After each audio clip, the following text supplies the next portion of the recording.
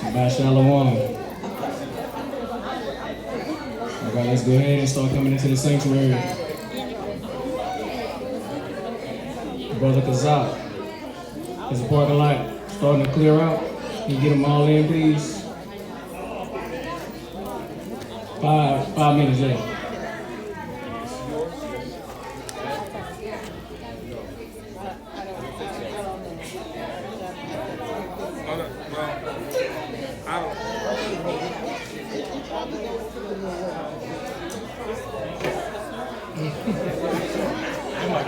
We'll figure it out. Is that 18 watt? Right? Yeah. 18 watt. The white one. No, I gave it to you. 18 watt. I got the 16 watt. No, I don't really have it. All I got is that one. Super Bowl one.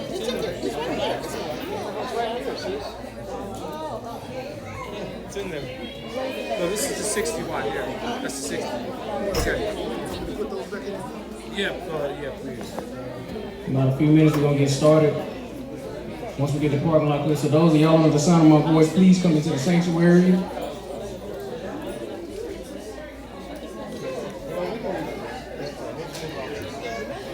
We will be getting started here shortly.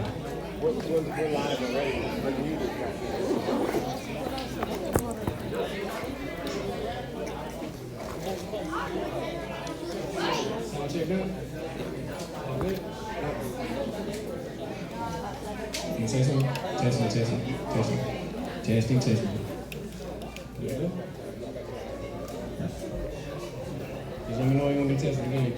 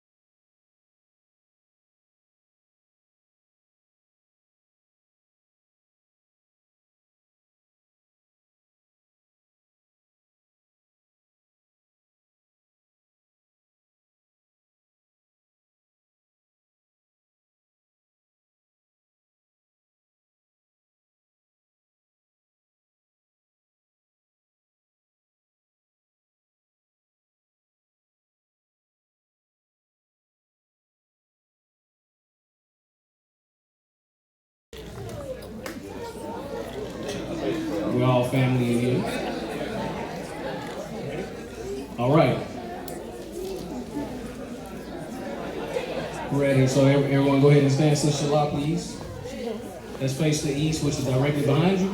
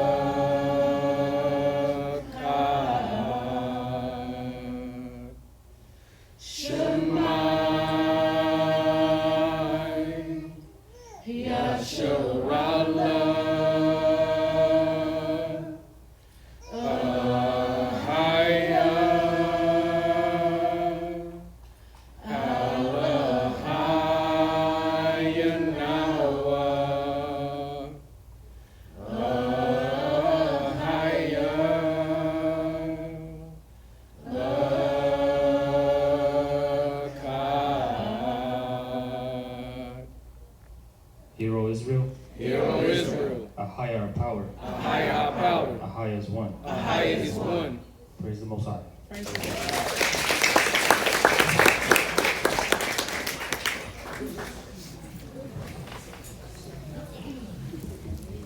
All right, we're going to turn over to Exodus, the 20th chapter.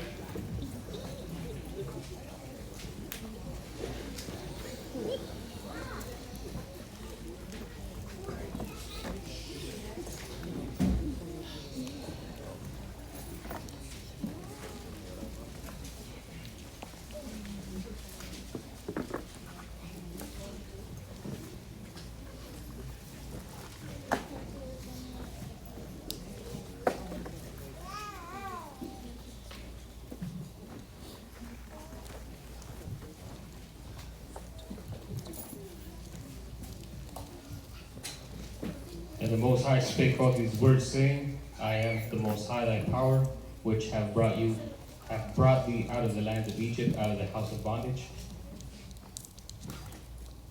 Thou shalt have no other gods before me.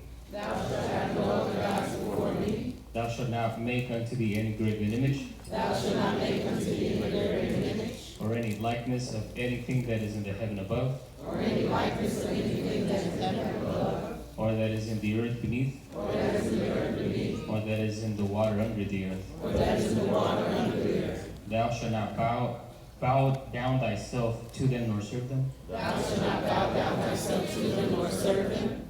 For the Most High thy power and my jealous power, visiting the iniquity of the fathers upon the children unto the third and fourth generation of them that hate me, and showeth mercy unto thousands of them that love me and keep my commandments. Thou shalt not take the name of Ahai thy power in vain. Thou shalt not take the name of Ahai thy power in vain. For the Most High will not hold him guiltless that taketh his name in vain. For the Most High will not hold him guiltless that taketh his name in vain. Remember the Sabbath day to keep it holy. Remember the Sabbath day to keep it holy. 6 days shalt thou labor and do all thy work. 6 days shalt thou labor and do all thy work. But the seventh day is the Sabbath of the Most High thy power. In it thou shalt not do any work, thou, nor thy son, nor thy daughter, nor thy manservant, nor thy maidservant, nor thy cattle, nor thy stranger that is within thy gates. For in 6 days the Most High made heaven and earth, the sea, and all that in them is, and rested the seventh day. Wherefore the Most High blessed the Sabbath day and hallowed it. Honor thy father and thy mother, that thy days may be long upon the land which the Most High thy power giveth thee. Thou shalt not kill. Thou shalt not commit adultery. Thou shalt not steal. Thou shalt not bear false witness against thy neighbor. Thou shalt not covet thy neighbor's house. Thou shalt not covet thy neighbor's wife. Nor his manservant, nor his maidservant, nor his ox, nor his donkey, nor anything that is thy neighbor's. And all the people saw the thunderings and the lightnings and the noise of the trumpet and the mountain smoking. And when the people saw it, they removed and stood afar off. And they said unto Moses, Speak thou with us, and we will hear, but let not the Most High speak with us, lest we die. And Moses said unto the people, Fear not, for the Most High is come to prove you, and that his fear may be before your faces, that ye sin not. And the people stood afar off, and Moses drew near unto the thick darkness where the Most High was. And the Most High said unto Moses, Thus thou shalt say unto the children of Israel, Ye have seen that I have talked with you from heaven. Ye shall not make with me gods of silver, neither shall you make unto you gods of gold.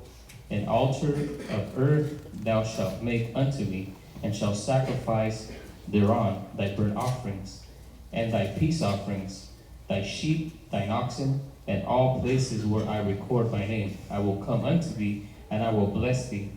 And if thou wilt make me an altar of stone, thou shalt not build it of hewn stone.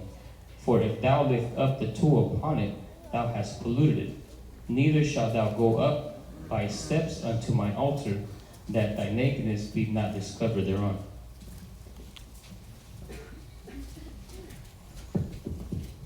All right, we're going to go ahead and turn over. We're going to get our readers here. And then we're going to turn over to Luke, the 18th chapter.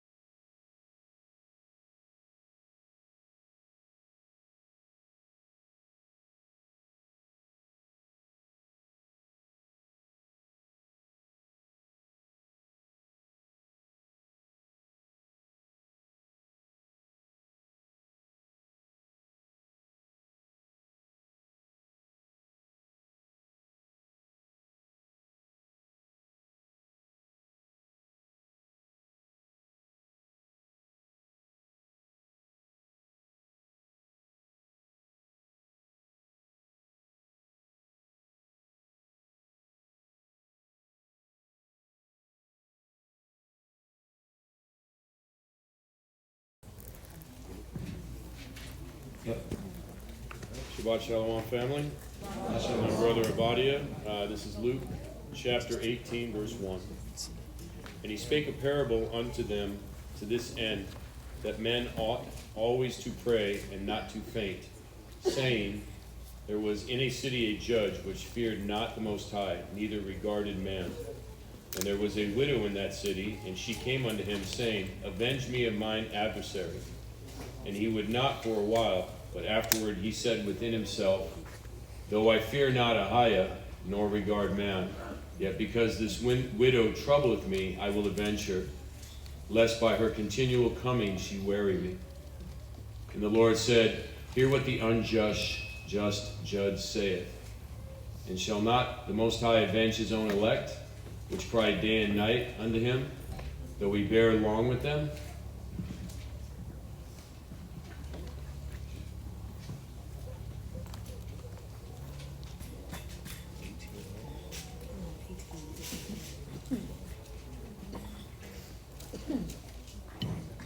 Shabbat Shalom, Shem Yachazak, Ban Yahweh, Ban Yashurala. Verse 8. I tell you that he will avenge them speedily. Nevertheless, when the Son of Man cometh, shall he find faith on the earth? And he spake this parable unto certain which trusted in themselves, and they were righteous, and despised others. Verse 10. 2 men went up into the temple to pray, the one a Pharisee and the other a publican. The Pharisee stood, prayed thus with himself, the Most High, I thank thee, that I am not as other men are, extortioners, unjust, adulterers, or even as this publican. I fast twice in the week. I give tithes of all that I possesses. Verse 13. And the publican, standing afar off, would not lift up so much as his eyes unto heaven, but smote unto his breast, saying, the Most High be merciful to me, a sinner. Verse 14. I tell you, this man went down to his house justified rather than the other. For every one that exalted himself shall be abased, and he that humbled himself shall be exalted.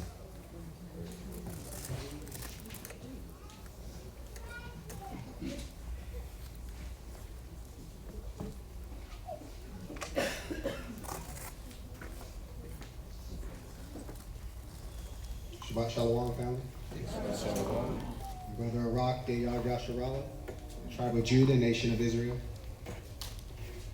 St. Luke 18, starting off at verse 15. And they brought unto him also infants, that he would touch them. But when his disciples saw it, they rebuked them. But Yeshua called them unto him and said, Suffer little children to come unto me, and forbid them not, for of such is the kingdom of the Most High. Verse 17.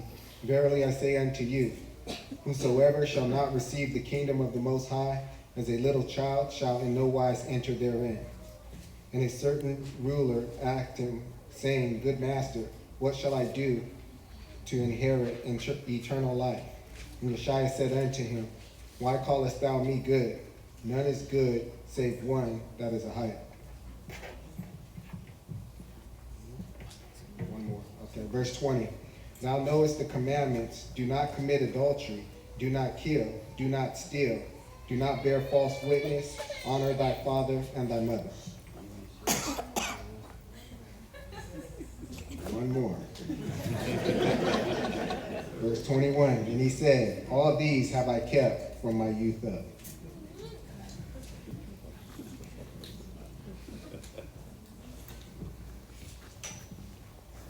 Shabbat Shalom. Shabbat Shalom. Brother Kayah, House of Israel, tribe of Judah. This is Luke chapter 18, verse 22. Now when Yeshua heard these things, he said unto him, Yet lackest thou one thing. Sell all that thou hast, and distribute unto the poor, and thou shalt have treasure in heaven, and come follow me. And when he heard this, he was very sorrowful, for he was very rich. And when Yeshua saw that he was very sorrowful, he said, How hardly shall they that have riches enter into the kingdom of God? For it is easier for a camel to go through a needle's eye than for a rich man to enter into the kingdom of God. And they that heard it said, Who then can be saved? And he said, The things which are impossible with men are possible with God. Then Peter said, Lo, we have left all and followed thee.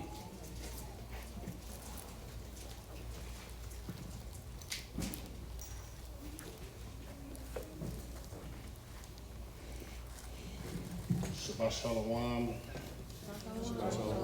Brother Abimelech, tribe of Judah, nation of Israel. And he said unto them, Verily I say unto you, there is no man that hath left house, or parents, or brother, or wife, or child, for the kingdom of God's sake, who shall not receive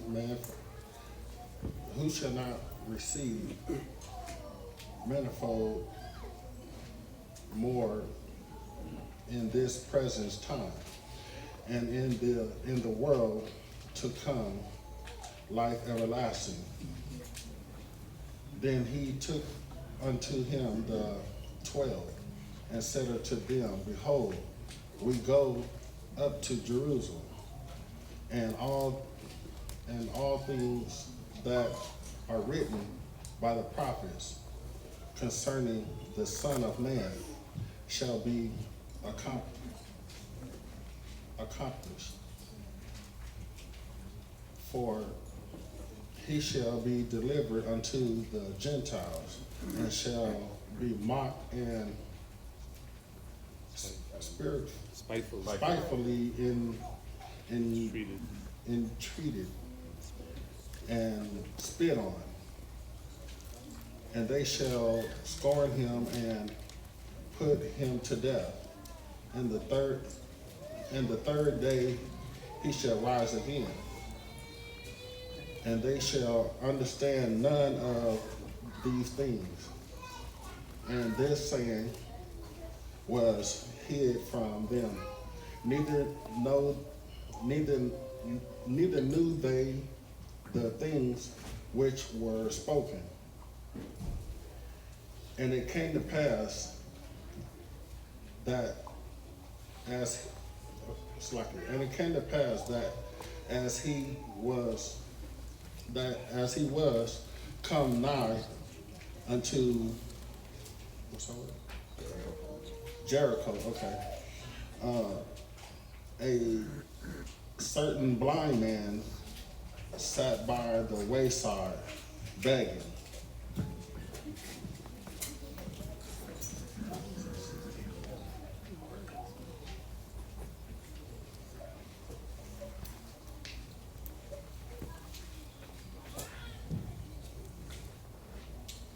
Name is Silas, tribe of Judah, house of Israel. I'm starting at Luke 18, verse 36. And hearing the multitude pass by, he asked what it meant. And they told him that Yeshua of Nazareth passeth by. And he cried, saying, Yeshua, thou son of David, have mercy on me. And they which went before rebuked him that he should hold his peace. But he cried so much more, thou son of David, have mercy on me. And Yeshua stood and commanded him to be brought unto him. And when he was come near, he asked him, saying, What wilt thou that I shall do unto thee? And he said, Lord, that I may receive my sight. And Yeshua said unto him, Receive thy sight, thy faith hath saved thee.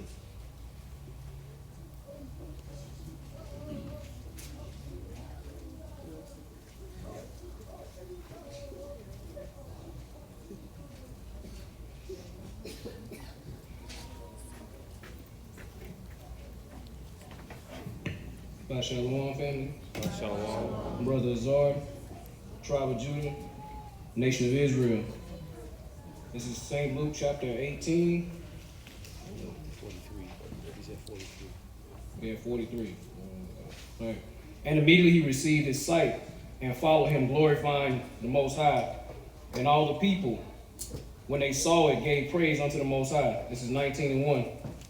And Yeshua entered and passed through Jericho, and behold, there was a man named Zacchaeus, which was the chief among the publicans, and he was rich. And he sought to see Yeshua, who he was, and could not for the press, because he was little of stature.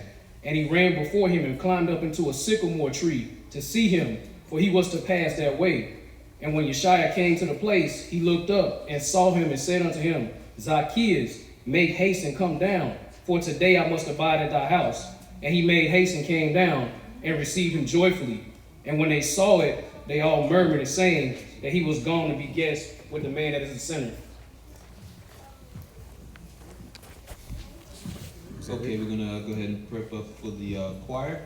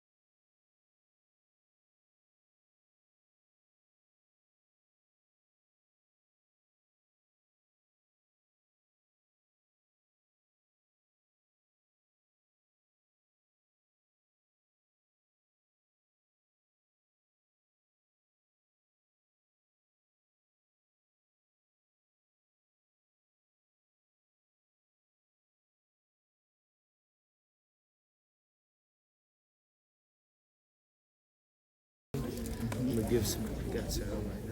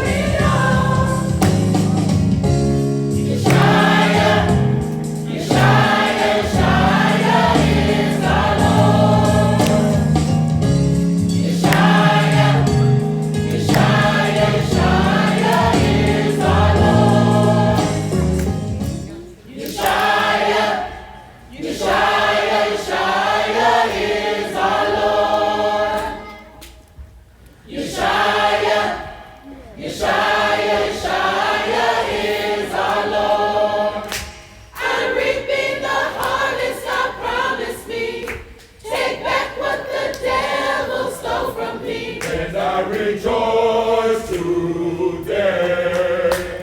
For I shall recover it all. Yes, I rejoice today. For I shall recover it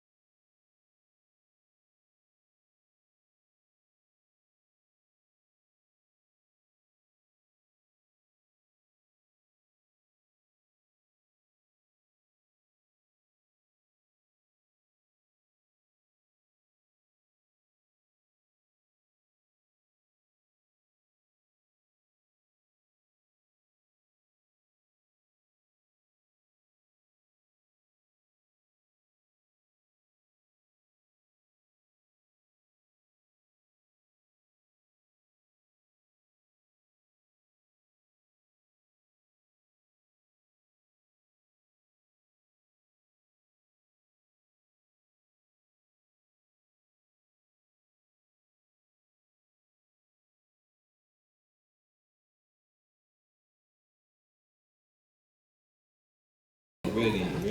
Okay. All right, so before we get started on the lesson, I wanted to actually answer a question here because it's been asked more than one time. So I said, maybe it's not a coincidence. We might need to help bring some understanding here. We're going to go to Matthew, the 6th chapter.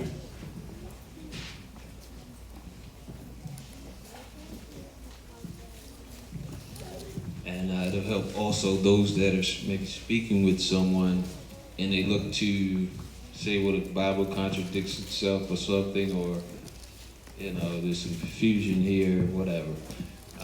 So, 6 and 13. I'm going to read that real quick. It says here in 6 and 13 of Matthew, "And lead us not into temptation, but deliver us from evil. For thine is the kingdom and the power and the glory forever. Amen." The word temptation there, I wanted to sort this out and make it a little clearer for people. It's G3986 in the Greek here. And it says from G3985, a putting to proof by experiment of good, experience of evil, solicitation, discipline, or provocation, by implication, adversity. This is the part that we need to pay attention to when we're reading this. It says by implication, meaning it's implying, it's putting a little clue there of adversity, okay? So in other words, just asking for mercy for the Most High from going through too crazy of stuff. It's not talking about the Most High allows, helps people sin. Because, the question becomes this dynamic of, wait a minute, in this prayer it says, lead us not into temptation, but we're saying that the Most High doesn't tempt anyone. We're talking about two different types of temptation here. Okay, when you go into the Greek, it's referring to adversity. So I wanted to straighten that out because the one thing the Most High is not doing to any one of us is forcing us to do anything foolish. You ain't going to make the rules and then say, I think I'm going to go down there today and have this one sin. That's not how it works. Even when you go to the example of Ahab, for example, and he ignored the prophecy the Most High gave, telling him not to go to war, right? So it wasn't like the Most High said, okay, go to war, knowing he would die. He told him not to. But he decided, no, I need me another prophet to come up in here and tell me something. Because he didn't want to hear it. So the whole deal is the Most High said, fine. Since he wants to be lied to, we got a lying spirit right here. He's going to go to work. So there was a spirit that came and, deceived him. And he ended up, falling victim to his own foolishness. But the bottom line was never the Most High tempting anyone. So I just wanted to clear it up before we go into the lesson here. And the lesson here is called Destined for Greatness, Yet Subject to Sin. That's why I went into that first, because one of the key things to remember is that any sin, violation of the law that you may have, it was your bad. You chose that. You did it. All right? And it's because of the fact that we have become a nation of people who have become subject to sin. Servants. All right? Where before, we were serving the Most High better than anybody on this planet. Okay? No one else was interested, in matter of fact, as a nation. All right? So we're going to start with the commentary here, if you don't mind, sir. Titled, Destined for Greatness, Subject to Sin. Commentary. There was once a time where as a people, we taught the world through example what it meant to be righteous as a nation. As in the beginning, sin entered in and ultimately we lost our way. Let us examine the scriptures to better understand the journey we must go through in order to become that perfect vessel that the Most High can use to one day direct the earth in righteousness again. All right, we're going to go to Genesis 1 and 27 through 28. So Genesis chapter 1, 27 through 28. All right, verses.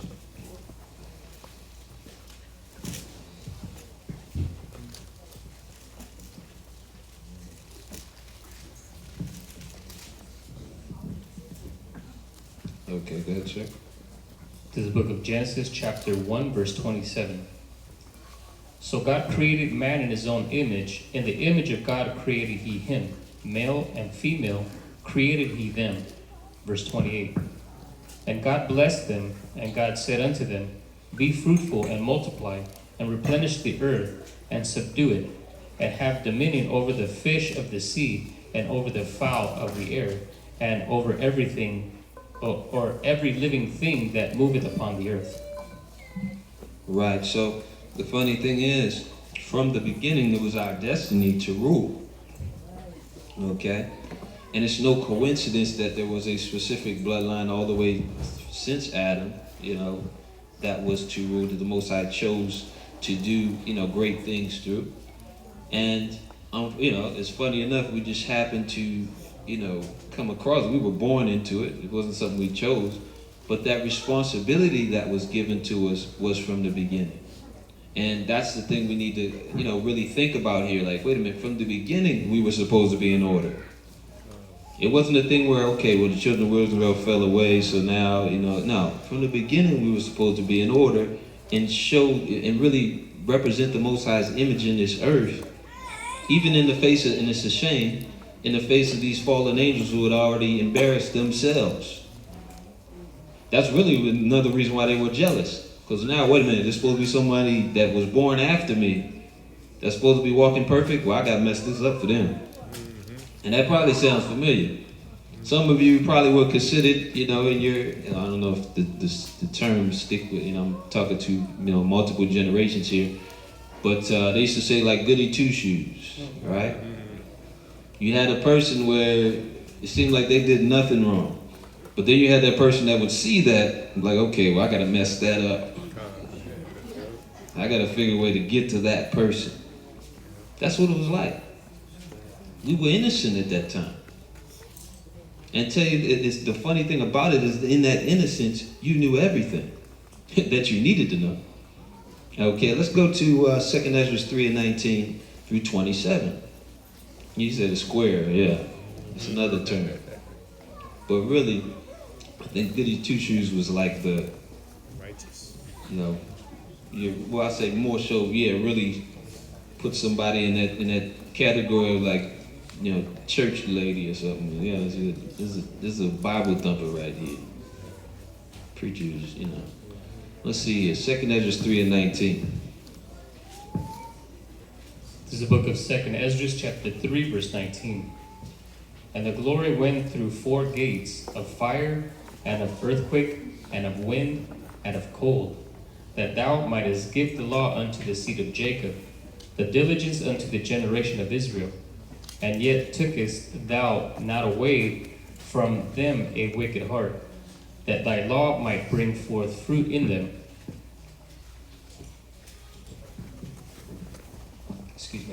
Verse 21. For the first Adam, bearing a wicked heart, transgressed and was overcome, and so be all they that are born of him. Thus infirmity was made permanent, and the law also in the heart of the people, with a malignity of root, so that the good departed away, and the evil abode still. Verse 23. So the time passed away, and the years were brought to an end. Then didst thou raise thee up a servant called David, whom thou commandest to build a city unto thy name, and to offer incense and oblations unto thee therein. When this was done many years, then they that inhabited the city forsook thee, and in all things did even as Adam and all his generations had done, for they also had a wicked heart. Verse 27. And so thou gavest thy city over into the hands of thine enemies. Right, and we spoke on Romans 7 in the class we had Thursday, the conference class, because it brings understanding to what Paul said when he was talking about in Romans 7, the law of sin. There was a actual, and it tells you this in 22, it says, thus infirmity was made permanent, and the law in the heart of the people with the malignity of the root. There was something that came in when we fell. Okay, and it was a law from one generation to the next within us, in our flesh, as far as temptation and confusion. Corruptible now. All right? So the thing is that and I wanted to touch on this. We're going to read this commentary. The thing is that this was from the beginning too. The Most High gave us one way, and we chose another, and next thing you know, it affected everyone. Okay? Everyone now had to take up things like fast and stuff. You didn't have to fast when you didn't eat, it was something that came as a result of us, the Most High giving it to us so we could fight back. Okay? Let's see. Let's just read this commentary real quick here. Commentary. The fall of Adam brought forth sin within our bodies to the point it was like a law in itself. Even though Adam sinned, we have been even more rebellious than Adam ever was. There were many who arose to help our people like David to come back to the ways of the Father, but eventually, much like today, we forsake his ways for sin. Right, we forsake his ways for sin. And just think of all, I mean, you go back to 2 Ezra 3:19, all the long journey that Christ had to make to even give us the message. It said they went through 4 gates. These are portals it's talking about. Fire, earthquake, wind, and cold, that he may give the law to the seed of Jacob in diligence unto the children of Israel. So just imagine, I'd be mad too. I come all the way here, and I get here, and some people are once again, doing something foolish, complaining, dancing around the golden calf, just doing everything they can possibly do to see hell. You understand? So this is the way we have to look at things. Look, we had everything. We actually would have access to go through portals at one point. You see? That's the funny thing about it. We were able to do that. Now we can only watch it on a movie somewhere with some X-Men or something do it. So, oh man, that's cool. You were doing it. That's the point. We were destined for more. And we're going to go to Jasher here real quick. Chapter, let me skip through this and see what else I got in here. We got Jasher. Let's see if we got anything else going on. Book of Jasher, of course, Apocrypha, but let's see, Jasher. For those that are new, the book of Jasher is recommended by the Bible as well. And it's actually a record of, Jasher was not a person. It's a word that has to do with being upright. So it's the book of the upright ones. There was a record already prior to what you would call the 5 books of Moses. This is why when you read in the Bible, they were referencing certain things in the past and understood them because it was already written. Okay? Of the beginning and so forth. So, let's see here. Jasher, we're going to be in chapter 3 and verse 1 through 4. Jasher chapter 3, verse 1 through 4. And then we're going to jump down to 17 through 20. Can you read that, please, sir? This is the book of Jasher, chapter 3, verse 1. And Enoch lived 65 years, and he begat Methuselah. And Enoch walked with Most High after having begotten Methuselah. And he served the Most High, and despised evil ways of men. And the soul of Enoch was wrapped up in the instruction of the Most High, in knowledge and in understanding. And he wisely retired from the sons of men, and secreted himself from them for many days. Verse 3. And it was at the expiration of many years, whilst he was serving the Most High and prayed before him in his house, that an angel of the Lord called to him from heaven, and he said, Here am I. Verse 4. And he said, Rise, go forth from thy house and from the place where thou dost hide thyself, and appear to the sons of men in order that thou mayest teach them the way in which they should go, and the work which they must accomplish to enter in the ways of the Most High. All right. Read that commentary there, please. Commentary. While the world was becoming worse, to stay pure, Enoch spent his time separated from the worldly people. He was focused on understanding the ways of the Most High. Enoch is an example of what we really should begin to do in our own lives. Our interactions with the world should primarily be for the edification of the people, and of course, whatever we must do to sustain ourselves in righteousness. All right, so, you got to keep it simple. When you came into the truth, it was a natural progression to start pulling back from, a lot of your friends, for example, that were still trying to be worldly, especially after you tried to tell them the truth. And it's nothing new. Enoch was doing the same thing in his time. Don't forget, he was given this information, just like Noah and so forth, that eventually the world would be done with. There would be a destruction to come upon it. And everybody would die except, a few people on the boat. So it's not it's not an abnormal thing what you're going through right now. You just have to fully accept it and really, get yourself in the proper mind state like Enoch. He handled business, you understand? He went out, he's okay. As a matter of fact, I think he was also in the situation where, one minute he was maybe talk to the people once a week, maybe twice. Then he kind of backed off. He was every other week or something. Then next thing you know, it was once a month, and people was like, man, what happened to this guy? Well, he was fasting. So we're going to go into what happened as a result of his focus. All right, because a lot of times we're still asking, well, where's all this great stuff we see? Well, it's going to come with focus. There's a lot of things we have to really focus on, and the basics of us just learning to get along and all that we throw at y'all. You're like, oh man, this lesson. Believe me, when you get on a certain level, like Enoch was, you'll see what it's talking about here. And I'm not saying it got to be perfectly like Enoch, but what I am saying is that we do have to put off the weak nature, as it was said in Esdras, okay, to get this. So let's read 17 real quick. Verse 17. And it was in the year of Adam's death, which was the 243rd year of the reign of Enoch. In that time Enoch resolved to separate himself from the sons of men, and to secret himself as at first, in order to serve the Most High. Verse 18. And Enoch did so, but did not entirely secret himself from them, but kept away from the sons of men 3 days, and then went to them for 1 day. Verse 20.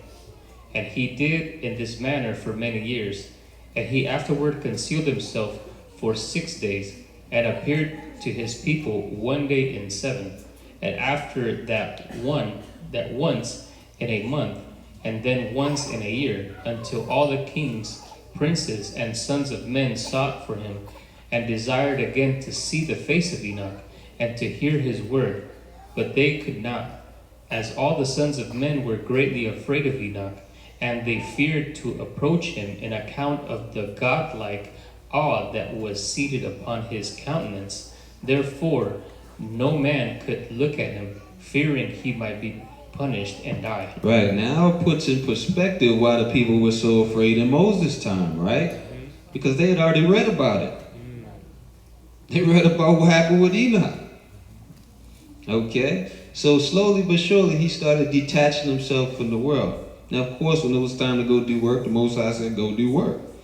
But the point was, he slowly got rid of the silliness that we deal with. You understand? So we have to begin to do so, understanding that there's a greater thing behind that thing we're not willing to do. Okay? Which is in righteousness. So, let's see here. I'm going to read this. Read the commentary there, please. This commentary. The more you desire the things from above, the more your spirit is strengthened. Enoch had the diligence and the love for the Father to accomplish things far beyond this world and its physical limitations as we understand them today. The question is, what do we love above the Most High that keeps us from our own spiritual growth? Right, 1 John 2 and 15. Let's go there, through 17. And that's a good question. What is still holding us back? You understand? So the whole deal is that there were a lot of limitations that we kind of put in place, and still do. We did then and we do now. And that was prior to the flood. Mind you, he's going out, he's street preaching, he's telling people what's coming. And we've told people before, look, don't think that they didn't have technology before the flood, because they did. So people knew. Okay? People knew and still decided, forget about it. I'm going to do my thing. It's my life. I'm an adult. I'm grown. You understand? Read that, please. This is the book of 1 John chapter 2, verse 15. Love not the world, neither the things that are in the world. If any man loveth the world, the love of the Father is not in him. For all that is in the world, the lust of the flesh, and the lust of the eyes, and the pride of life, is not of the Father, but is of the world. Verse 17. And the world passeth away, and the lust thereof, but he that doeth the will of the Most High abideth forever. Right, so the key to greatness is doing the will of the Most High. Okay, I don't know what they told you on a commercial or something about getting great, but you have to do the will of the Most High. That's the real secret. Okay, that's the way any people, like when you look at, if you want to look at Solomon, if you want to look at Abraham, you know, these different people you read in the Bible that became people that were rich and all that good stuff that people look to chase in this world. It was after they kept the Most High's ways. Okay? And then they would pass the same greatness on to their children. They didn't have to sell out like everybody else to get what they needed. They didn't have to murder their loved ones and make contracts and blood and all this foolishness. They just had to believe on the Most High and do what He says. So the whole thing is we have to realize in these last days, if we want greatness, we got to stop being servants to our own confusion, because it never got us anywhere anyway. Okay? Even if you look to climb the ladder in this world, you're only going to get so high. And if you look, guess what? If you get to a certain level anyway, your money ain't your own anyway. Wherever you go, they're like, okay, where you going? When you coming back? Just watching you, everything you're doing. And if they need to, they will pull your funds. So understand, it's only one way to get there, really. True greatness. All right? Exodus 24, 12 through 18.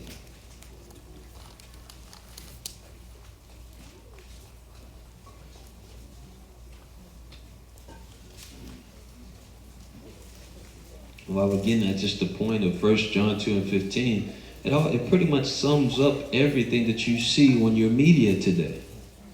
It's either going to be the lust of the flesh, the lust of the eyes, or the pride of life. It's going to be one of those three when you're looking at it. 9 chances out of 10. And the whole thing is, it was always designed to put that kind of mindset within us all, so that when the time comes, we'll be ready for that chip.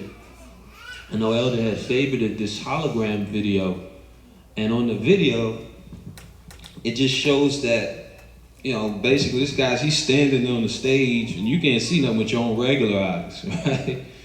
But then they show this special camera that's going around showing what he can see with his little glasses he had on, right? And it's like it looked like, I don't know if you've seen that movie Avatar. It was like this weird mushrooms and stuff sitting around him and everything. And the people are in a state of, they're looking at it, man, it's like a power. Matter of fact, he said it. He said something to the degree of, now we can bring the powers to us. Now we know what he's really talking about. Into our world. That's what he said. Powers into our world. He's talking about bringing demons into this world. You see? So they've gotten proud and they're looking at these things, and the lust of the eyes done gotten the best of, and in that, the pride of life, the lust of the flesh. Well, I can have anything I want now. We got the power. You see? But it was never that way. The Most High always made it clear, look, their end will come. You just have to, think about it. How do you want to finish in greatness? Because they're not going to be great. They may be boasted about now, but this is an illusion. You understand? So let's continue on. Let's read Exodus 24 and 12. Read that, please, sir. This is the book of Exodus, chapter 24, verse 12.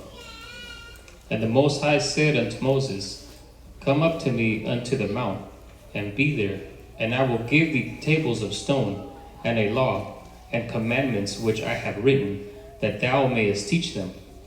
And Moses rose up, and his minister Joshua, and Moses went up into the mount of the Most High. And he said unto the elders, Tarry ye here for us, until we come again unto you. And behold, Aaron and Hur are with you. If any man have any matters to do, let him come unto them. And Moses went up unto the mount, and a cloud covered the mount. And the glory of the Most High abode upon Mount Sinai, and the cloud covered it 6 days. And the 7th day he called unto Moses out of the midst of the cloud. And the sight of the glory of the Most High was like devouring fire in the top of the mount in the eyes of the children of Israel. Verse 18. And Moses went into the midst of the cloud, and gat him up into the mount. And Moses was in the mount 40 days and 40 nights. Commentary. There was a serious meeting between the spiritual realm and the physical realm that we were able to witness from afar. The problem is, if we hope to be close to Yeshua like Moses, we must separate ourselves from the wicked world spiritually first. The alternative is we will be amongst the fearful like our forefathers, who were in complete fear with Yeshua when Yeshua came down. Right, 2 Corinthians 10 and 3 through 6. And it's funny because, whether you notice or not, we read this every week in Exodus 20 at the end. And they'll sit there and say, and the people saw the thunder and lightning. It's like, no, Moses, you speak with us. Right? Straight afraid. And, you know, I'm sure it was a fearful thing regardless if you was Moses or not, but I'm sure it was even more fearful when you think you just committed some sin last week or so. Because now you don't even know what he did coming down for. Right. Yeah, you just messed up yesterday. Uh-oh. Somebody must have heard something. You understand? So that's the whole deal. You gotta really get that out of your life so you don't have those doubts. Because those doubts will get the best of you. And I guarantee you it got them. It said, look, the people was like, look, I don't even want to talk with that guy. We read every week. Okay, it was thunders and lightnings going on, the wind was probably blowing. And you just messed up last night. You know, you're probably the scariest person up there. You see? 10 and 3. Read that, please. This is the book of 2 Corinthians chapter 10, verse 3. For though we walk in the flesh, we do not war after the flesh. For the weapons of our warfare are not carnal, but mighty through the Most High, to the pulling down of strongholds, casting down imaginations and every high thing that exalted themselves against the knowledge of the Most High, and bringing into captivity every thought to the obedience of Christ. Verse 6. And having in a readiness to revenge all disobedience when our obedience is fulfilled. Right, so once you've gone through the process and developed yourself, then you can contend with, you know, whatever needs to be contended with on the other side.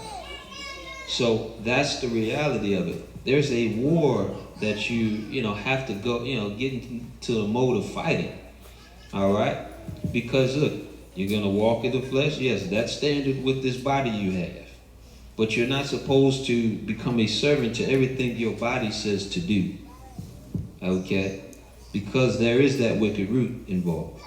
All right? And there are spirits all around you that you may not be able to see, which again, a throwback to that hologram thing, that's what they're relaying to you. There's something just beyond your vision, your normal vision, that tempts you on a regular basis. Okay? And sometimes it works through people. All right? And I forgot this one part I forgot to mention, but let's go to Exodus, we said 34, right? There was one part where the guy, I guess he calls someone with this little device, and he says, yeah, I'm across the street, but it shows the guy standing right beside him. And I said, man, the whole thing is, that's going to be commonplace one day, where your own relative is literally going to be in your living room. But they might be in China somewhere. So it's like, okay, if they're in China, what's this in my living room? There's a spiritual war you don't quite understand yet that they're going to bring to your front door. Okay? That's why when you read these scriptures, you got to take them a little bit more seriously, because whether you believe or not, they do. They're already playing with this stuff. Okay? And they'll tell you straight out, oh yeah, they'll call it something dimension or something like that. This is 4D or whatever. Well, there's only 3. Once you go outside the 3, then you're dealing with different beings that you can't see. Okay, so they're already playing with that. And their little devices is cool. It's a video game. Okay, now I can play Call of Duty, but the actual soldier's gonna be in my room here. Yeah, I'm gonna be a real war, crawling on the floor and everything. That's what's coming. Demons playing with you. You're gonna let your kid play, and you ain't gonna understand they playing with a demon. You see? 37, read that please. And I'm saying this, by the way, just because I'm trying to get you to understand the spiritual aspect of the war. You can't always go about life seeing things fleshly. There's spirits behind every corner that you are really contending with. All right? Read that, please. 34 and 27 through 35. This is the book of Exodus, chapter 34, verse 27 through 35. And the Most High said unto Moses, Write thou these words, for after the tenor of these words I have made a covenant with thee and with Israel.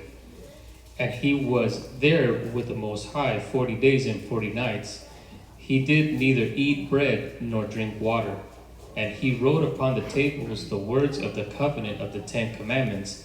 And it came to pass when Moses came down from the Mount Sinai with the 2 tablets of the testimony in Moses' hand, when he came down from the mount, that Moses wist not the skin of his face shone while he talked with him.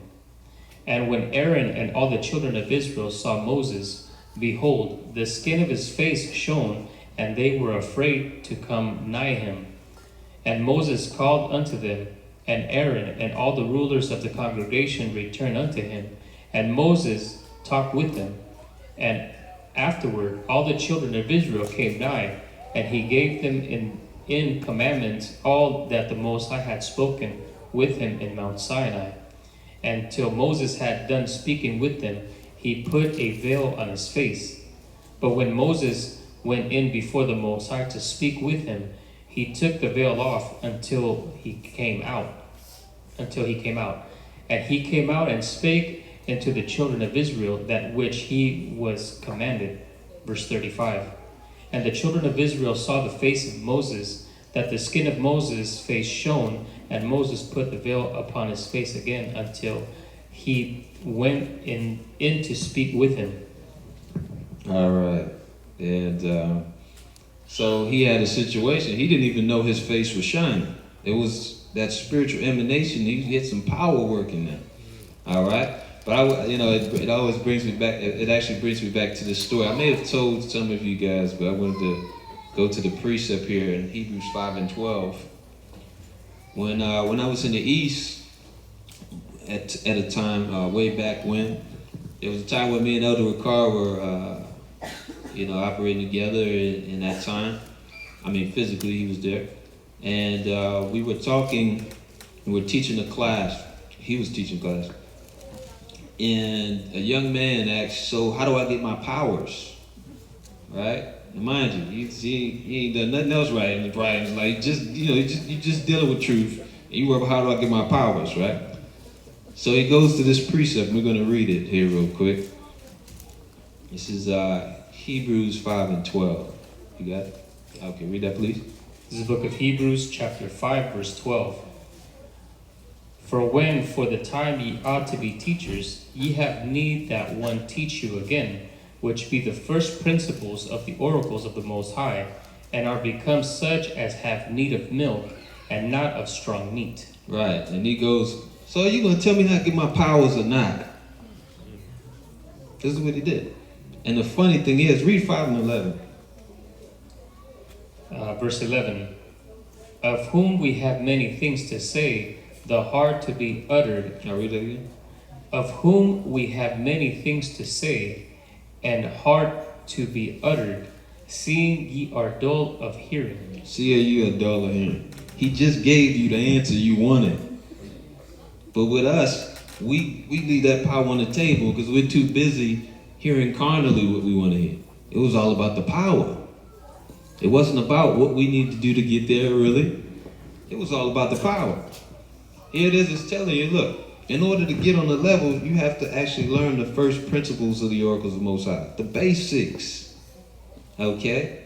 That's how you get the greatness. You can't get one without the other. The Most High is very practical. And yes, on certain scenarios, he was being very liberal with us. Let's be real. But the whole deal is he had to pull all that back from us. We became spoiled. You understand? I couldn't imagine if all of us was just walking on water every day. It'd be a Vegas show. Don't give Jake that. Because what, they got the magicians now that they do the little fake stuff. They got the little path under the water, little plastic or whatever. Or some of them may be using demons to float. But the point is, imagine if that was in our hands. We'd make a mockery of the whole thing. Instead of getting the point of even the lesson itself that was there. You understand about, the way you operate in faith. So let's see. Let's go to 2nd Ezra, chapter 1, 12 through 19. I mean, it should be the shot a music video and everything on top of the water. I can see it. That's us. Everything must be elaborate.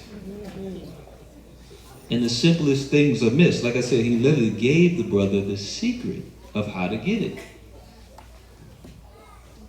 You understand? But rather than listening, he got frustrated and kind of said something sharp to the elder there. And it's like, man, when are we going to learn?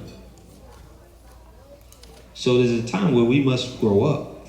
You understand? And get this. So, because frankly, let's face it, the Most High is not begging us. He's already did that. And his begging isn't the kind of begging we expect. Or we would think from the world. It wasn't a weak, he didn't do it from a weak angle. He was tearing us apart with the belt, saying, wake up. Okay, let's see. Read that, please, sir. This is the book of 2nd Ezra, chapter 1, verse 12.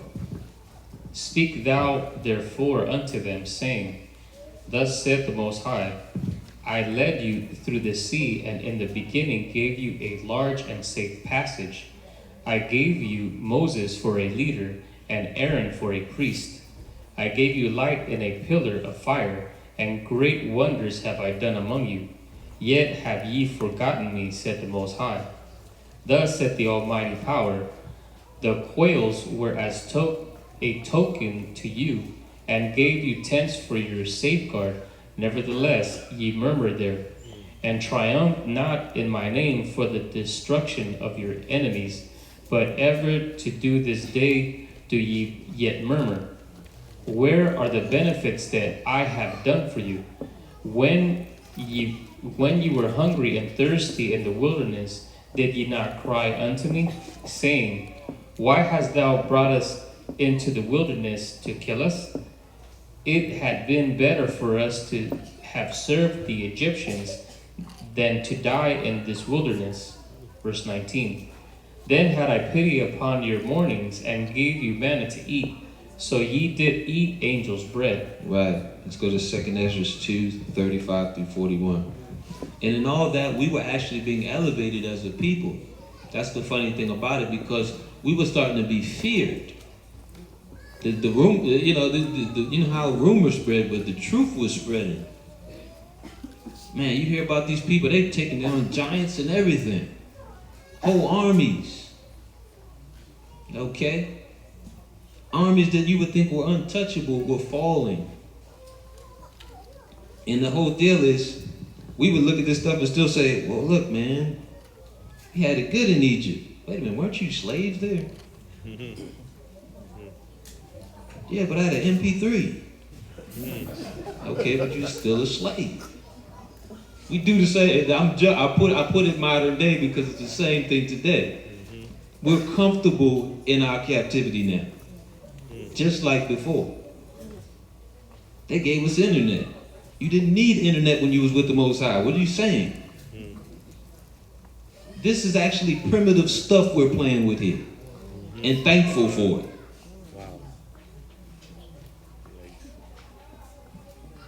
That's the truth. We didn't need none of this goofy stuff to communicate from long distances and that stuff. We didn't need cars. You want to go somewhere, you just drop through a portal. You on the other side of the earth. Now we couldn't find one if our life depended on it. You understand? We got to go to them to find out, okay, where does this portal exist? And they telling you some mess that they just you know, have been just told to disclose to us now to have us thinking we got some knowledge. You think that it was us that came up with, oh yeah, let's go to this part of in South America or something and talk about this portal? No. It was eventually they went through the internet, started giving us certain information to say, okay, tell them this portal exists over here, and this, but they ain't gonna tell you how to get in it, right? So they're spinning your wheels, having you think you're at a certain level when really you've been left primitive. And it's time that you got your power back. Okay, let's read. We're at 2 and 35. 2nd Ezra 2 and 35 through 41. This is the book of 2nd Ezra, chapter 2, verse 35. Be ye ready to the reward of the kingdom, for the everlasting light shall shine upon you forevermore. Flee the shadow of this world. Receive the joyfulness of your glory. I testify my Savior openly. I receive the gift that is given you, and be glad, giving thanks unto him that hath led you to the heavenly kingdom. Arise up and stand. Behold, the number of those that be sealed in the feast of the Lord, which are departed from the shadow of the world, and have received the glorious garments of the Lord. Take thy number, O Sion, and shut up those of thine that are clothed in white, which have fulfilled the law of the Lord. The number of thy children whom thou longest for is fulfilled. Beseech the power of the Lord, that thy people which have been called from the beginning may be hallowed. All right. Let's turn to Ezekiel 33. We're going to be verse 30 through 33. But I want us to read this commentary there, please. Commentary. This world is actually a shadow of the real world to come. Adam and a select few saw the real world, and we merely get glimpses of the heavenly. Those that flee the darkness of this wicked world contain and begin to focus in the spiritual things which be rewarded. With Yeshua comes light, and darkness will eventually be rooted out. All right, so the whole deal is that there's a lot of things that have been held back from us. And every now and then we do get a hint of it. You get somebody saying, I saw a ghost, or I saw this or that. Yeah, but you know, first of all, these are spirits, a lot of times a lot of demons. But that was only a hint of it. It used to be a time where you could see all this stuff regular and it wasn't as spooky because you saw it on a regular. Yeah, go ahead, man. Just please leave. You know, it wouldn't be no big deal as it is today because you don't see these things anymore.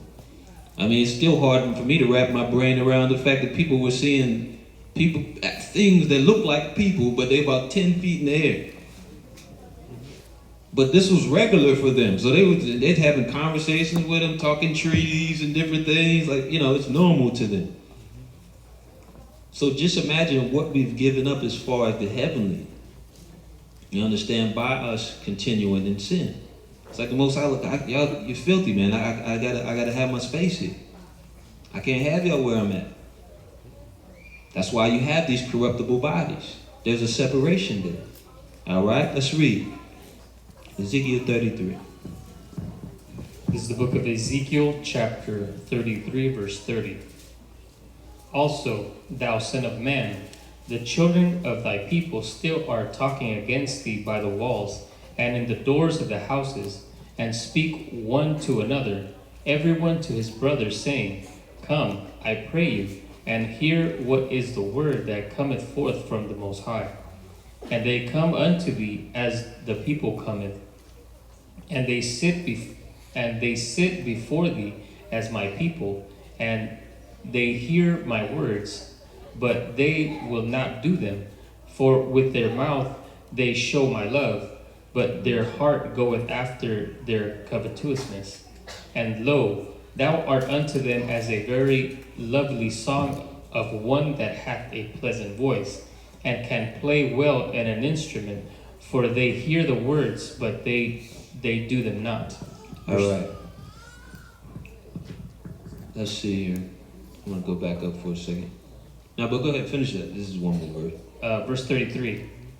And when this cometh to pass, lo, I will come. Then shall they know that a prophet hath been among them. All right, and it says, and they come unto thee as the people cometh, and they sit before thee as my people, and they hear thy words, but they will not do them. Again, there's nobody lying in the churches like us, even to this day. There's nobody that lines the churches like us. In fact, that's what Elder made the point of, I think it was the other day, where it's like without us, the churches would have a serious problem on their hands because we bring a lot of the revenue into them. You understand? That's the reason why they try to attack these groups now, these Israelite groups. You had the, what was it, Gocc, whatever this guy's name is, right? They're attacking the Israelite groups because of the fact that that it's taking away from their bottom lines, too. They can no longer pull the Billy Graham moves and the what's that guy's name? The Joel Osteen's, right? These guys. The stadium's looking half full now. The jig ain't there, right? So that's the reality of it. Once we wake up and actually receive our power, the Most High properly, they lose theirs. So the whole thing is, it says, look, they go and they sit before us as the people do. This is prophecy even about us when we come in here. We come in here, but at the end of the day, around the rest of the week, are we still playing games? Are we still in sin? Are we still in confusion? Because we're saying praise the Most High. I make a joke about it all the time. PTMH, that became the internet thing for us. All right? But when we go home from here, are we still cutting up? That's the question. Because that's what he's calling out here. He's calling out the children of Israel here in particular. Because we actually champion him the loudest. There's Gentiles that stand for, the Bible and really want to learn it right. But for us, it's like when we're dancing and all that in the churches, we do it the best here. Let's face it. But when you go home, what are you doing? All right? It says here, and lo, thou art unto them as a very lovely song. And we can sing. We got some great songs that happen. You may go home singing it, and yeah, man, or putting on another CD you got in GOCC or something. But are you changing your life around? Because a song, they're a dime a dozen amongst Israelites. Are you changing your life? That's how you're going to get the greatness. All right, let's see. Revelation 12, 10 through 12.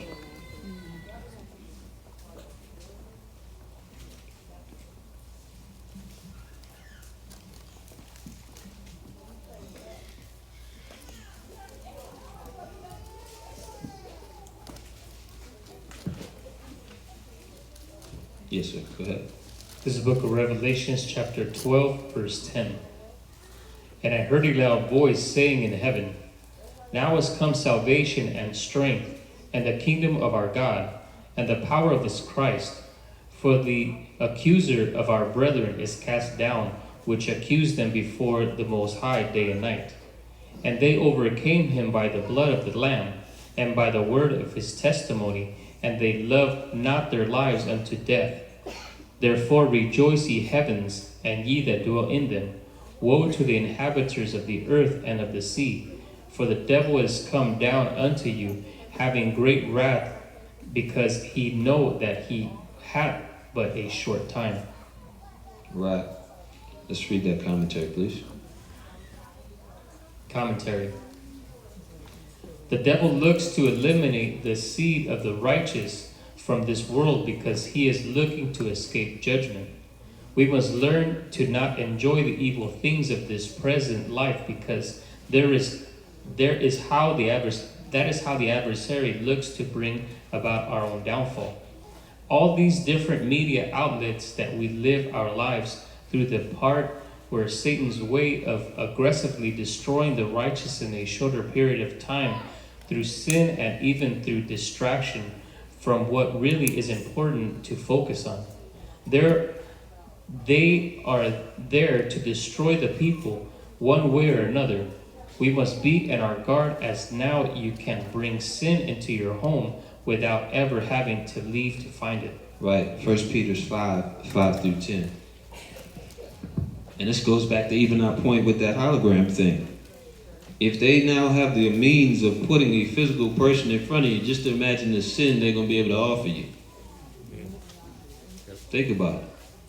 So the whole deal is that has been Satan's plan ever since he turned this thing up a notch, to really destroy our moral fabric. That's why we must get it before that time hits. You don't want to be now trying to figure it out when the chip is available to everyone. Like, hey, take this. No, that's not the time. You should have been already figuring this thing out. Because whatever your temptations are, they will be available. I notice nowadays, they've already started this thing, especially in California, and I was cracking up when I went to the health store, right?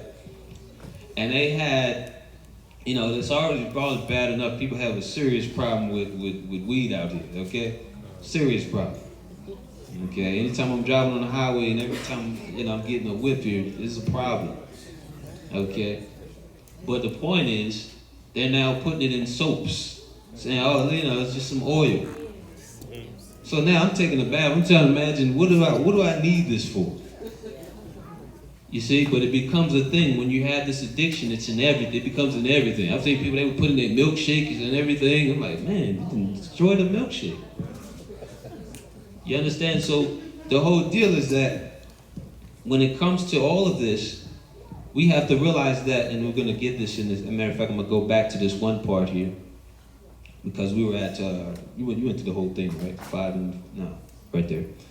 Let's say here, 5 and 8, right? Yeah. Let's get that.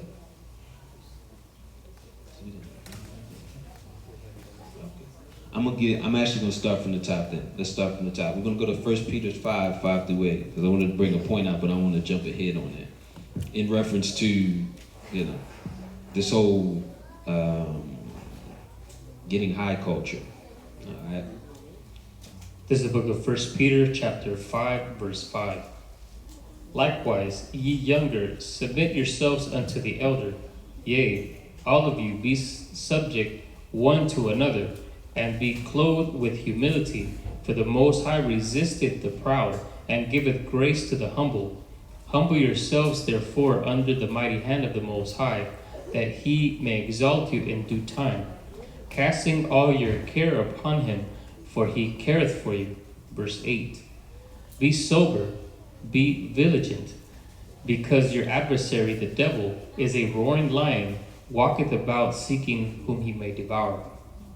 All right. So we're going to keep going, but I'm going to read this part first up. It says, be sober, be vigilant, because your adversary the devil as a roaring lion walketh about seeking whom he may devour. So anybody trying to convince you to be out of a state of sobriety, guess what? The adversary is working. I don't care which way you try to wrap it or make it acceptable, the adversary is at work. Okay? He has to find you when you're in a moment of imbalance, so that he can jump in. This house is mine again now. So that's the reality of things. When you're reading, when you're seeing these things, when you're seeing these things come into pass, and more things are starting that before you would look at and know that was wrong, are being put as main place, know that the devil is starting to come out of the shadows here. Okay? More and more things are becoming bold. Like I said, I knew it was a wrap when I saw soap. You understand? It went way too far. All right? So, let's continue on. Read 9 here. Continuing in verse 9. Whom resisted steadfast in the faith, knowing that the same affliction are accomplished in your brethren that are in the world. Verse 10. But the Most High of all grace, who hath called us unto his eternal glory by Christ Yeshua, after that ye have suffered a while, make you perfect, establish, strengthen, settle you. All right. Deuteronomy 7, 6 through 11.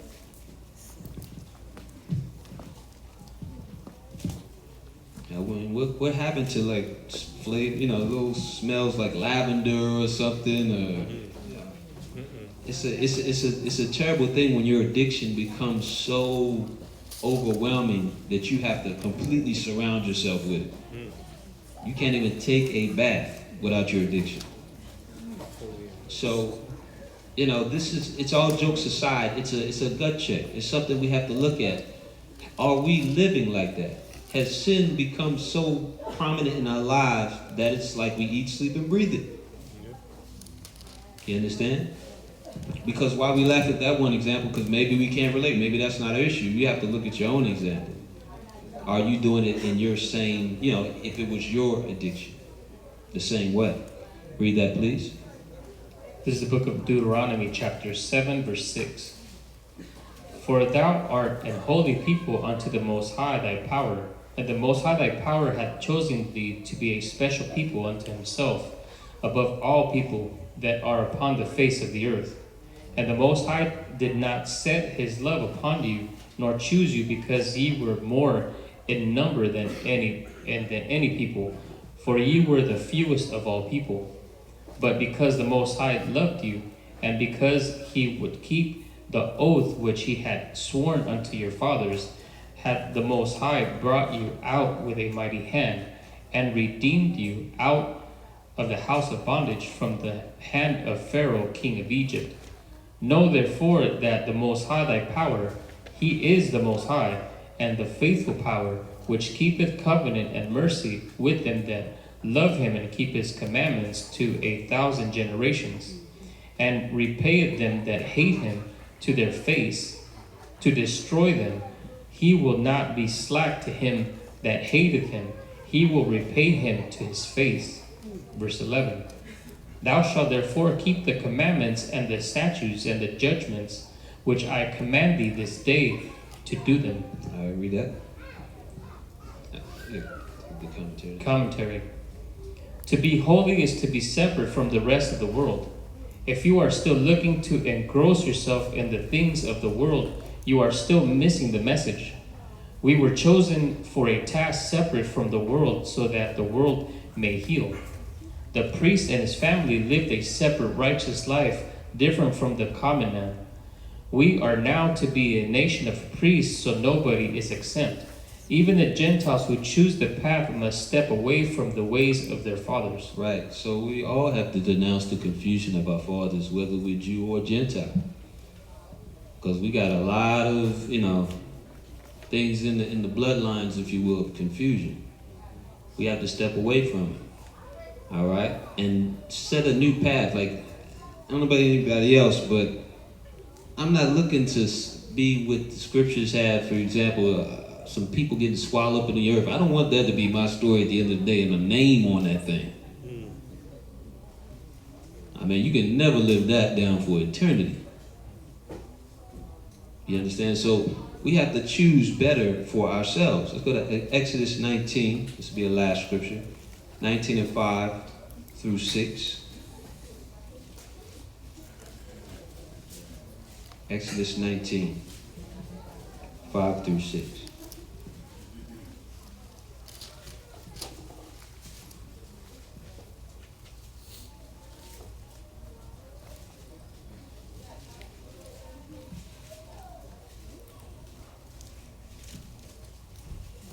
Okay, go ahead, sir. This is the book of Exodus, chapter 19, verse 5. Now therefore, if ye will obey my voice indeed, and keep my covenant, then ye shall be a peculiar treasure unto me above all people, for all the earth is mine. Verse 6. And ye may be unto me a kingdom of priests and a holy nation. These are the words which thou shalt speak unto the children of Israel. All right, so there's a contract, and at the end of that contract is great reward.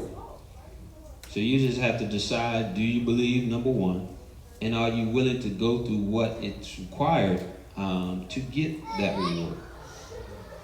And ultimately, like I say, the biggest point is, look, you were born to do this. You were not created for any, these purposes that are these selfish purposes that you believe anyway. You were born for this. All right, no matter what your, job may be in this. A lot of people, they don't understand. They think, okay, well, I'm not doing nothing right now. That's not fair. Why am I not doing this or that? Look, sometimes it just comes down to your job, maybe raising proper children who will do something greater. That's another thing we don't understand. You're looking for something high level. It may just be as simple as you have to groom someone who's actually going to be a great leader one day to do the Most High's work. So don't sleep on whatever level or what you may think you are at. Okay, just be patient and work on things, because ultimately you were destined for greatness. That's why you've been given this message. All right. So with that being said, we're going to move on into our questions here, and just keep working hard, brothers and sisters, and understand. Like I said, it's not going to come out. These things are not going to come out. Come from just sitting around. Without no effort. You have to actually understand your destiny for greatness and have faith and work towards doing the right things here. All right? Let's see. Questions here. And not just on the lesson. If you have other questions, that's fine too. Like I said, as long as there's no Star Wars questions, we're good to go.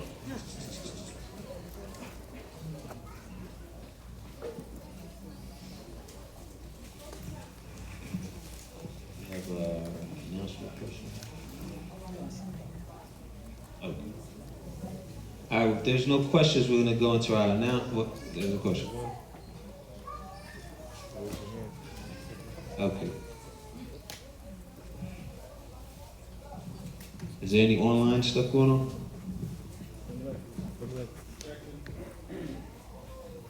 Oh, okay. Yes, sister. Shalom, Elder and Deacon. Shalom.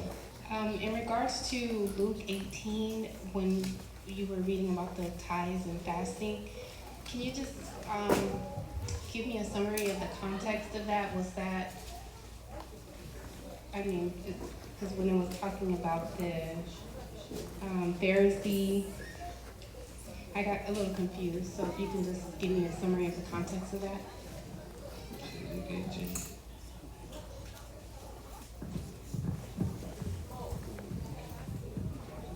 Luke 18:12, 11 through 12. Or actually 11 through 13.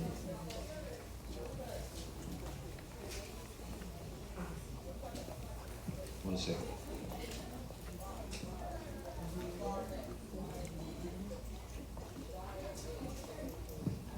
I thought you were saying we had read it today. I thought we did read it. I remember reading about the fast. Oh, you mean separate from the lesson? It was today. Luke 18. Oh, okay. Yeah, the men when they were reading? Yeah. Okay, gotcha. Oh, okay. Yeah. I was looking through the lesson like, what are you talking about? Huh? Luke 18, and which verse you needed? Well, when it was speaking of the Pharisees, when they stood and prayed, and then they were saying, I fast twice in a week, I give tithes of all that I possessed. Okay.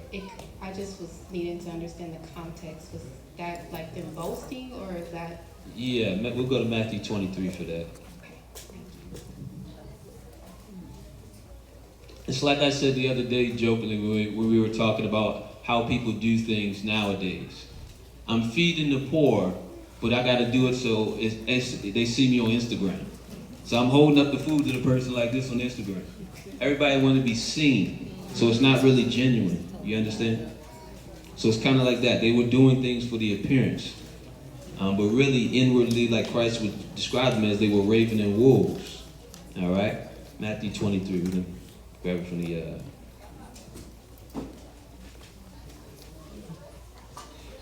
And we'll start. We can start from 1.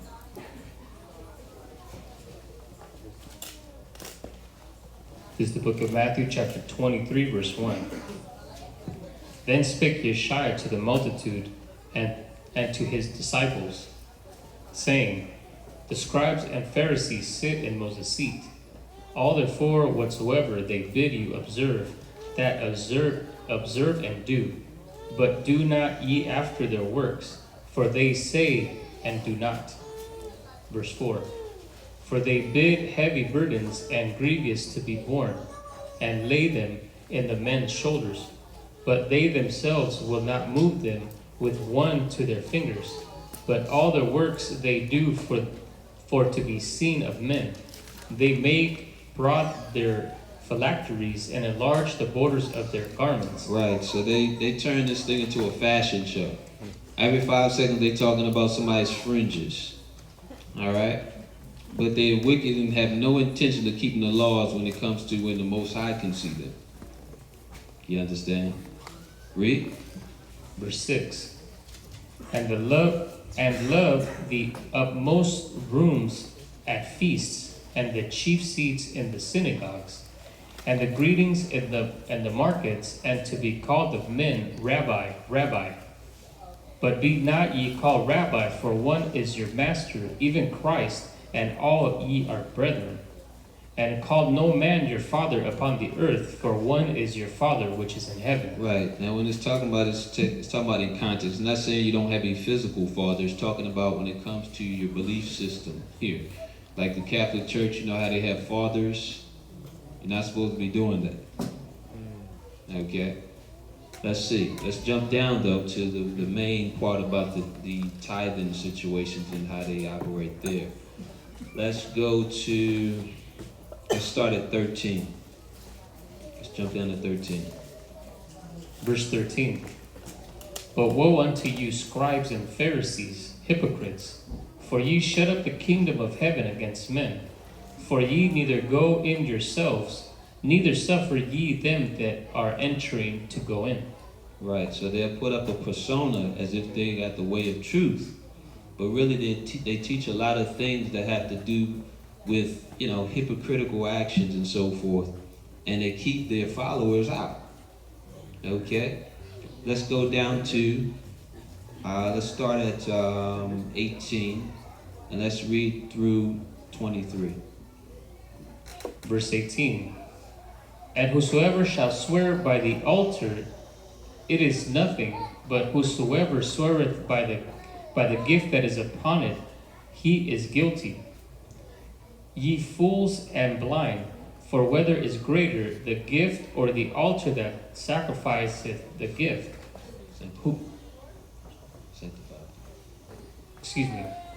Sanctified the gift.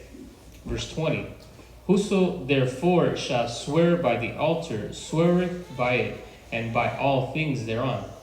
And whoso shall swear by the temple, sweareth by it, and by him that dwelleth therein. And he that shall swear by heaven, sweareth by the throne of the Most High, and by him that sitteth thereon. Verse 23. Woe unto you, scribes and Pharisees, hypocrites, for ye pay tithe of mint and anise and cumin, and have omitted the weightier matters of the law, judgment, mercy, and faith. These ought ye to have done, and not to leave the other undone. Right, so they did a lot of things to be seen of men. They tithed expensive things. They did the one aspect of things, but they didn't do the other. They weren't dealing with mercy. They weren't dealing with judgment. As a matter of fact, the only judgment they may have been dealing with was trying to kill somebody. That was the judgment they were dealing with. They weren't telling people what's coming and all that. For, as a matter of fact, half of them philosophize like you see people doing today, saying, we living in hell right now. So this is nothing new. Okay? Judgment, mercy, and faith. These ought ye have done, meaning you still should have tithe, and not to leave the other undone. You have to have a balance here. All right? So that's really what it was talking about, them being hypocrites, you know, a lot of times, okay? And doing it for sure. Good question. And again, it's funny, getting back, I should be a praise to the Most High too, because we can actually observe it today. We can see how, you know, kind of, it's like when you first come to the truth, you weren't able to quite grasp it, but now that this thing has grown, you can actually perceive and see how, you know, just something as simple as Christ talking about how big the fringes are and everything. You can see that now. You can see how that becomes the boasting thing. Oh, I'm keeping the laws. Look at my gear here. You can see that. So he's giving us even our culture back. We should thank the Most High for that, because we can even discern even better than back in the day of what's going on with people. But let's see. There was a question over here. The mic was passed, right? Yes, sister. Can you explain 2 John 10 and 11? All right. 2 John 10 and 11.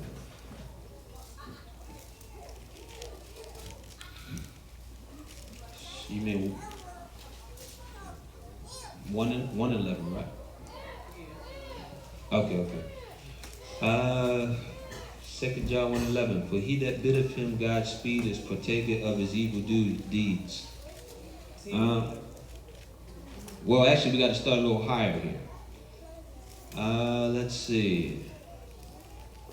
Let's start at 1 and 9. Because really, it's going into people dealing with all kinds of rebelliousness and doctrines and confusion and things like that. But let's start at 9 to kind of round that out here. Read that, please.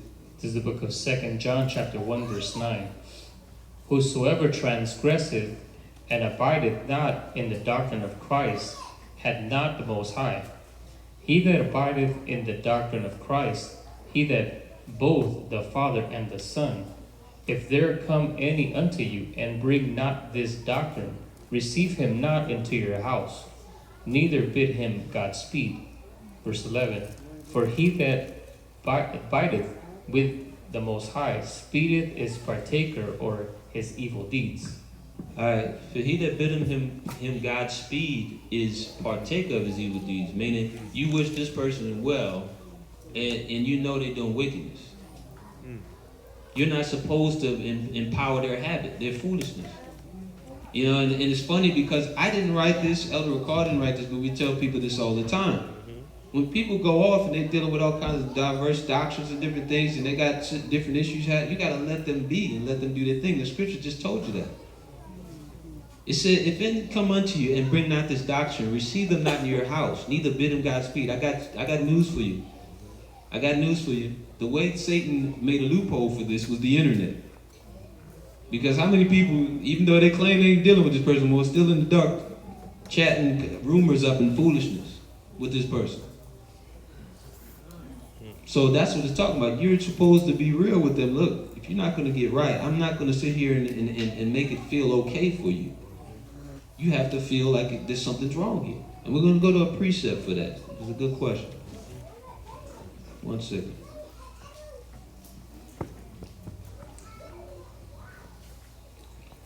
You know, right now, what it is we've been taught, as a people especially, we've been taught to be, I don't want to say politically correct, but I say we don't handle things like we used to. All right? When we feared the Most High and really feared Him, look, if we would tell people straight, you better come right. I'm not going to pander to your foolishness. You know, and it's funny because we didn't even understand His name, but we were still backing Him. You know, I'm not going to deal with your mess. Let's see here. Let me grab this real quick.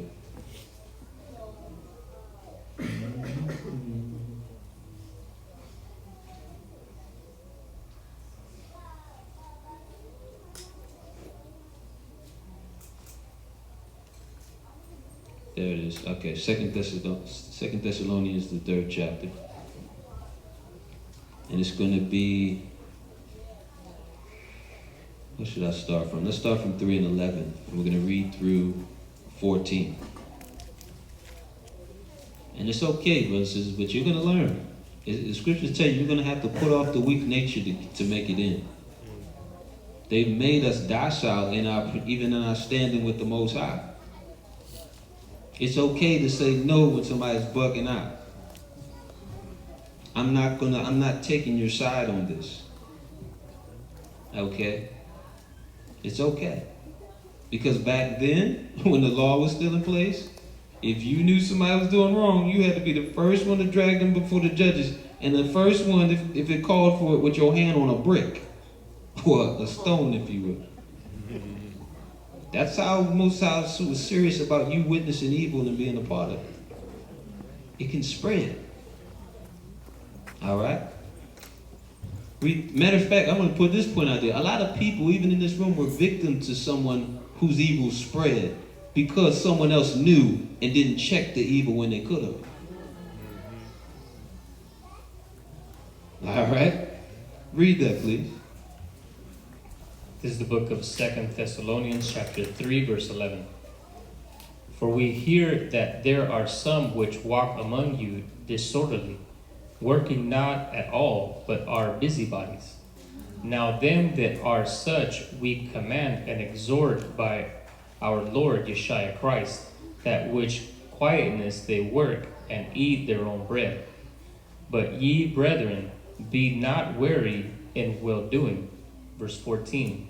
And if any man obey not our word by this epistle, know that man, and have no company with him, that he may be ashamed. Right. So it comes a point where you got to distance yourself from the confusion.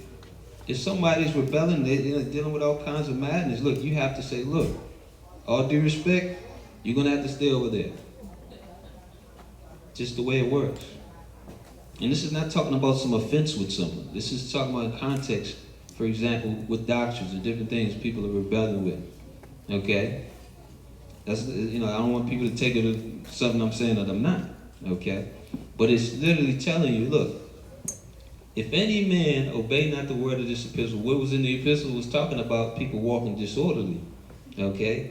Note that man and have no company with him, that he may be ashamed. The only way a person's going to feel ashamed is if you don't sit there and baby him. You tell him straight, no, you're doing wrong. You did wrong. Hey, all due respect, you're going to have to work that out. Okay?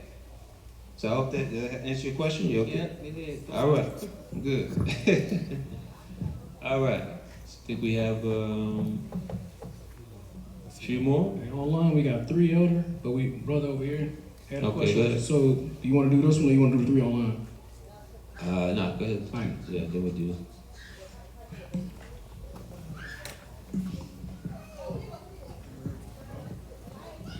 No?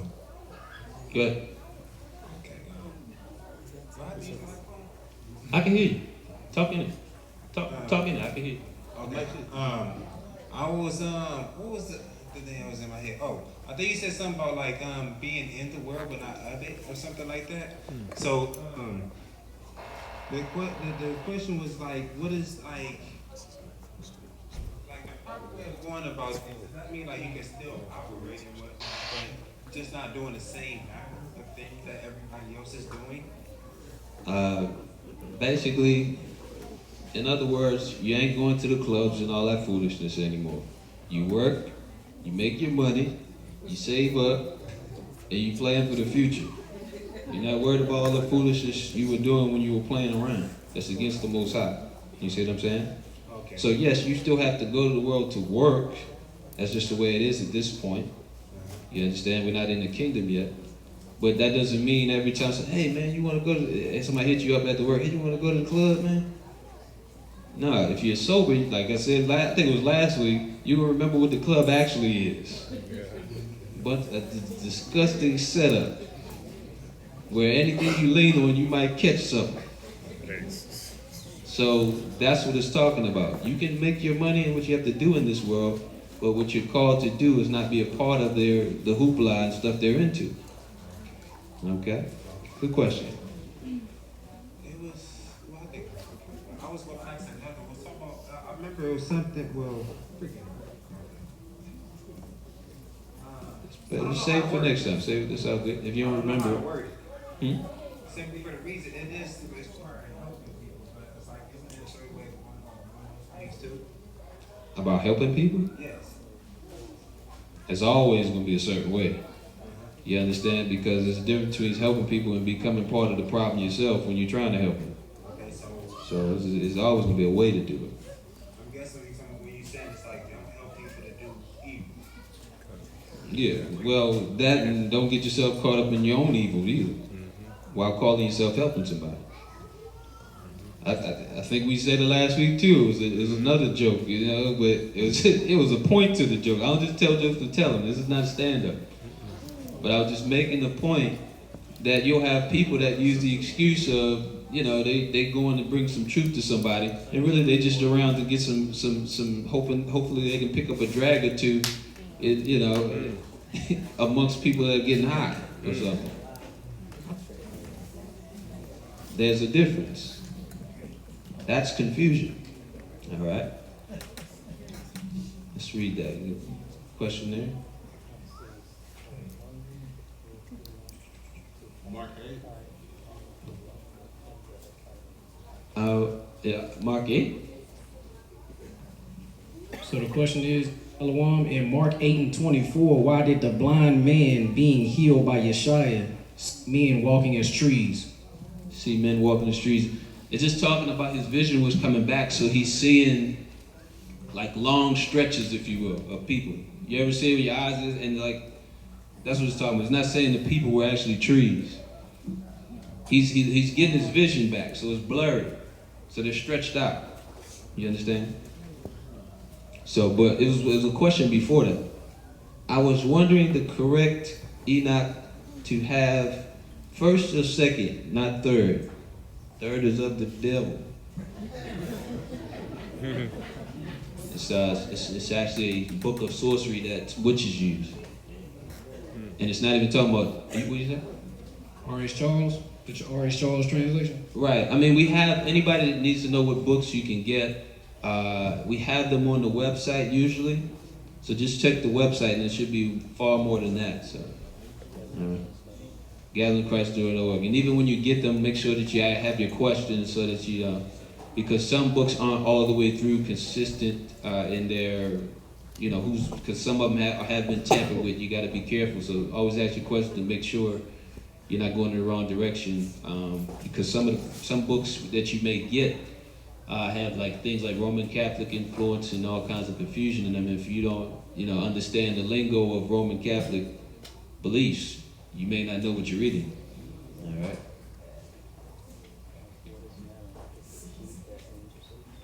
What is manna? Is it food that angels ate? Yes. 1 second.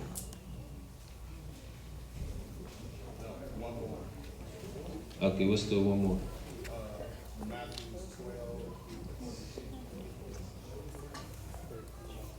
Oh yeah, but hold on a second. I just read the one about manna. You're kind of skipping a couple of questions here. Psalm 78. We're going to go to Psalm 78. We're going to read starting from 23 to 25. Because someone asked, is manna angel's food? Now, mind you, I'm sure they're maybe new or something, so it's a good question. Psalm 78, 23. Go ahead. This is the book of Psalms, chapter 78, verse 23. Though he had commanded the clouds from above and opened the doors of heaven, and had rained down manna upon them to eat, and had given them of the corn of heaven, man did eat angels' food, he sent them meat to be full. Right. So, as you can see, manna was angels' food. All right, it's something that they eat in the heavens. There's different delicacies. I think it was in one of the other books where it said that it can alter slightly to your taste and all that. So that answers that question. You said now the next one was Matthew 12. Yeah, 12:42. It says, is Matthew 12:42 past or future? Just want to get some understanding on it. Thank you.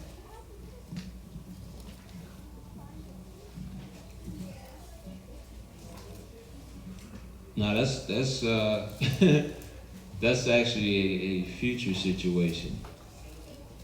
All right, but it's just talking about the fact that even the Gentiles in that day, in a lot of cases, are going to be more justified than Israelites in their foolishness. Okay, but let's read it. This is the book of Matthew, chapter 12, verse 42. The queen of the south shall rise up in the judgment with this generation, and shall condemn it. For she came from the uttermost parts of the earth to hear the wisdom of Solomon. And behold, a greater than Solomon is here. Right, so even Queen of Sheba is going to be shaking her head in that day, understanding she's more justified than us. Because she was smart enough to come to Solomon for wisdom, understanding he was getting his wisdom from the Most High. Well, us, even to this day, we're going to everybody else but the Most High for wisdom. You understand? So that's what that's talking about. Queen of the show. Go ahead. Any other questions? No?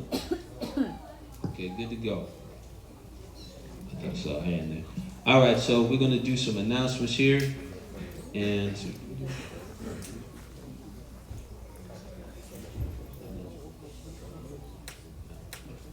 yeah. First time visitors first up. All right, who's the first time visitors here? Name and where you from. You got a hand there? All right. Got a hand there. Hi, Shabbat Shalom family. I'm from El Paso, Texas, but we don't have a body out there. My parents were actually here last week, Sophia and William. So I was in school, and I just did my first week of school. I actually live in Los Angeles, California. I go to AMDA College up there, down there. I don't know anywhere on the map. But I'm really excited to be here and be a part of this family. Occasionally, since we didn't have a body in El Paso, we'd go to Arizona or we'd drive to Dallas. You know, there was a 6-hour to 8-hour drive. So, you know, we actually were there opening the Feast of Tabernacles with Arizona and then closed with Dallas. So we were just driving all over the place. Wait. What is your name? Oh, I'm so sorry. I get so excited. My name's Naishel. All right.